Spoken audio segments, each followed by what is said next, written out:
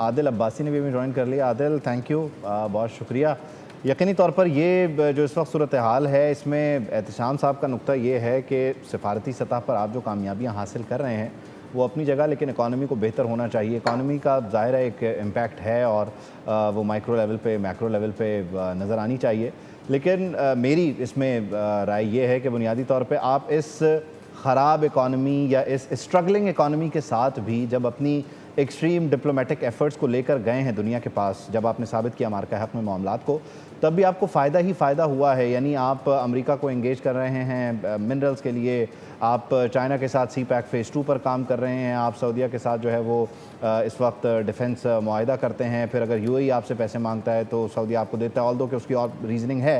लेकिन बुनियादी तौर पर इस खराबे में भी बहुत कुछ पाकिस्तान के लिए अच्छा होता निकलता हुआ नज़र आ रहा है। उतना बुरा भी नहीं है इकॉनमी के पॉइंट ऑफ व्यू से, होनी तो चाहिए बेहतर, लेकिन नहीं है, तब भी चल रहा है किसी ना किसी तरह सिस्टम। मैं ये नहीं कह रहा बुरा है, don't take me wrong bad, मैं नहीं कह रहा, मैं कहता हूँ जहाँ हमारे प्लसेस है वहाँ पे एक माइनसेस भी ये भी है, किसको ठीक करना है हमने। नहीं, वो तो डेफिनेटली ठीक होना है, मैं आपके इस ठीक होने वाली बात से तो इख्तिलाफ नहीं कर रहा। मैं इस पॉइंट को जरा मजीद फर्दर एडवांस करने के लिए आदिल अब्बासी की तरफ जाना चाह रहा हूँ। हाँ जी आदिल, आपने मेरा सवाल सुन लिया है?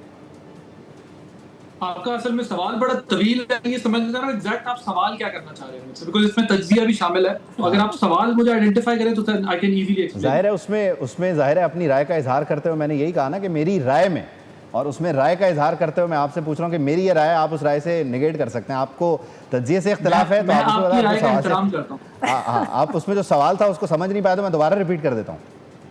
नहीं, मैं आपकी राय का एहतराम करता हूँ। सवाल नहीं समझ पाया, मैं रिपीट कर देता हूँ। आदिल, कहना क्या चाह रहे हैं?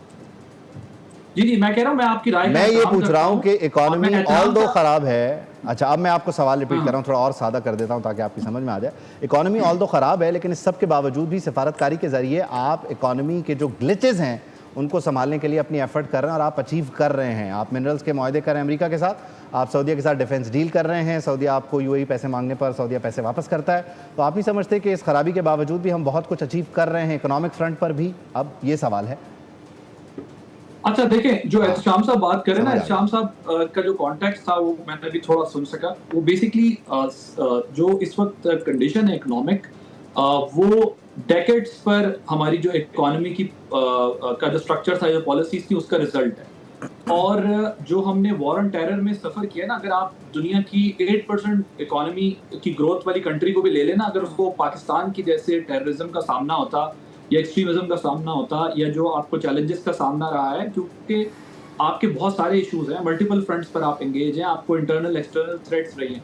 सो उबैद, अगर ये 8% की ग्रोथ की इकोनॉमी भी होती ना तो वो ये अफोर्ड नहीं कर सकती थी। मैं आपको एक मिसाल देता हूँ कि लंदन राइट्स हुए, आपने देखा कि लंदन राइट्स में किस तरह सिर्फ सीसीटीवी कैमरा के जरिए उन्होंने वो ट्रायल किया, सारा कुछ किया, लेकिन ओवरनाइट किस तरह वहां पर लुटपुट मची है। सो ये जो लॉ एंड ऑर्डर है, ये इतनी इंपॉर्टेंट चीज होती है, या फिर किसी कंट्री की सिक्योरिटी इतनी इंपॉर्टेंट चीज होती है कि अगर वहां से एक दिन के लिए भी आंख ओझल हो जाए तो वो पूरे पूरे शहर लुट जाते हैं। और लंदन जो है वो आपको पता है हिस्टोरिक है, उसकी एक अपनी सिग्निफिकेंस है, उसकी इकोनॉमी, दुनिया भर की इन्वेस्टमेंट, सारा। लेकिन सारी दुनिया ने देखा कि एक रात सिर्फ राइट्स हुए तो क्या हुआ। पाकिस्तान ने तो कई हंगामे बर्दाश्त किए।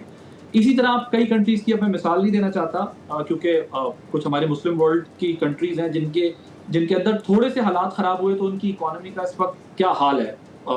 आप देख लें, सिर्फ छोटी सी वॉर से जो है, एक सिर्फ मिसाइल लगने से जो है वो पूरी की पूरी इंप्रेशन ही चेंज हो गई, इकोनॉमिक पर्सपेक्टिव ही चेंज हो गया, इन्वेस्टमेंट निकलना शुरू हो गई, एक लॉन्ग टर्म प्लानिंग लोगों ने करना बंद कर दी। तो वो जो पाकिस्तान ने भुगता है, जो पाकिस्तान ने सहा है, जो पाकिस्तान ने वो सब कुछ किया, उस फेज से निकलते हुए पाकिस्तान ने जो कुछ भी स्टेप्स अब तक लिए हैं, वो किसी हद तक ये बात दुरुस्त है आपकी कि पाकिस्तान ने एफर्ट्स की हैं, लेकिन हमें इंटरनल और एक्सटर्नल चैलेंजेस इतने थे कि हमारी जो इकोनॉमी थी ना वो सरवाइव नहीं कर सकी। अब जो हम बात करते हैं, देखिए ये बात ठीक है कि आप कुछ लिए गए हैं, लेकिन आज भी हमें वन विंडो ऑपरेशन क्रिएट करना होगा ताकि इस मुल्क में एफडीआई भी आ सके और साथ में जो अपने पाकिस्तानी पैसे बाहर लेके चले गए वो भी आ सके। तो उसके लिए आप ऐसा एनवायरनमेंट क्रिएट करना जरूरी है जिसकी वजह से लोग वापस पाकिस्तान में इन्वेस्ट करें। अब अगर मिडिल ईस्ट से कैपिटल विड्रॉ हो रहा है और दुनिया में इधर उधर जा रहा है तो वो पाकिस्तान में किसी हद तक वापस आ रहा है या किसी हद तक वापस आना भी है। तो उसके लिए हमें फिर ऐसी पॉलिसीज बनाने की जरूरत है कि जिसमें हम अपने बिजनेस कम्युनिटी को फैसिलिटेट कर सके। और जहाँ तक ये मार्का हक की बात है, तो मार्का हक की ही वजह से पाकिस्तान का एक नेट सिक्योरिटी स्टेबलाइजर का रोल जो है वो हाईलाइट हुआ, और उस नेट सिक्योरिटी स्टेबलाइजर के तौर पे पाकिस्तान ने अपनी स्ट्रॉन्ग फुटिंग कर ली रीजन के अंदर। उसी वजह से अमेरिका जैसे मुल्क को पाकिस्तान के साथ जो है वो अपने रिलेशनशिप को बेटर करना पड़ा, जब उनका खुद अपना क्राइसिस जो है वो स्टार्ट हुआ। और 1 साल का सफर जब आज हम बात कर रहे हैं, जब आज हम यहाँ पहुंच गए हैं, तो हम ये बात कर रहे हैं कि पाकिस्तान की फॉरेन पॉलिसी भी इतनी एक्सीलेंट रही है और इतनी अप टू द मार्क रही है कि जिसकी वजह से आज पूरी दुनिया इतने बड़े कॉन्फ्लिक्ट पे, जो थर्ड वर्ल्ड वॉर को इनवाइट कर रहा था कॉन्फ्लिक्ट, उसको सीज फायर कराने में पाकिस्तान ने अपना रोल प्ले करके फॉरेन पॉलिसी में भी अपनी रिट स्टैब्लिश कर ली है। सिर्फ सिक्योरिटी रिट स्टैब्लिश नहीं की, बल्कि फॉरेन पॉलिसी में भी कर ली है। But there is a long way to go दोनों डेफिनेटली। अच्छा, इसमें आदिल, इसमें आपने एक कंपैरिजन पेश किया, एक कंपैरिजन पेश किया, ज़रा मैं चाहता हूँ उसको थोड़ा इस तनाजुर में देखें, फिर मैं एहतशाम साहब को भी इंगेज करता हूँ। बुनियादी तौर पे लंदन राइट्स की बात करें, या अभी आप रिसेंट वाक़यात में यूएई की बात कर लें, या आप बोलें कि जी सऊदीया पे जिस तरह से मिसाइल चले, यहाँ वहाँ जो चीज़ मिसिंग है, लंदन राइट्स जो इंटरनल मामलात हैं वो तो एक अपनी जगह, लेकिन यूएई वाले मामलात को देखें, या मिडल ईस्ट पे इस वक्त जो बमबारी हो रही है, इधर जो चीज़ हमें बचा गई, या इस सारी सूरत हाल में जो हम पैनिक नहीं करते, वो तो डेटरेंस है ना। यानी हमें यह पता है कि एक आएगा तो 3 जाएंगे, मतलब हम जो इस सूरत में जवाब देने के लिए हमा वक्त तैयार रहते हैं, इस वजह से हमारे यहाँ वो क्योस नहीं होता ना। तो ये इक्वेशन तो बिल्कुल किसी सूरत कंपैरिजन बनता है इसका, या किस तरह से इसको आप एक्सप्लेन करेंगे? मुझसे पूछ रहे हैं आप उन हालात के इन हालात से आदिल से पूछा, आदिल से। जी, आप क्या कह रहे हैं कि इन हालात को उन हालात से कंपेयर? हाँ, यानी यहाँ पर डिटरेंस का फैक्टर डेफिनेटली मौजूद है ना। यानी यूएई को ये पता है कि यूएई ने जवाब नहीं देना, यूएई ने डायरेक्टली ईरान को एंगेज नहीं करना। वो अभी तक भी जो है वो 2000 मिसाइल खाने के बाद भी ये कहते हैं कि हम जवाब दे सकते हैं। तो यहाँ पर तो डिटरेंस की वजह से हम ये उस क्योस में नहीं जा रहे ना।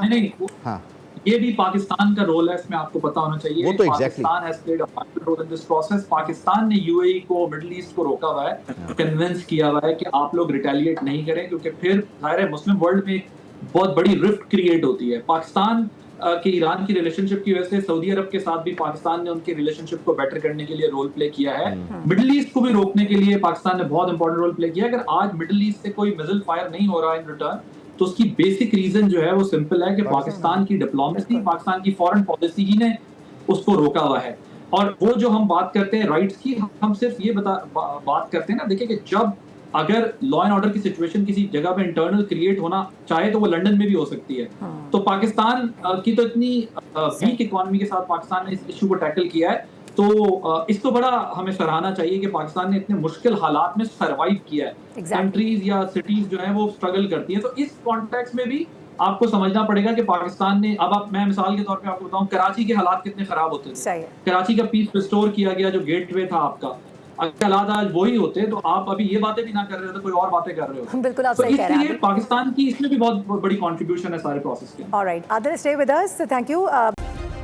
सब्सक्राइब करें और बेल दबाएं ताकि कोई खबर रह न जाए।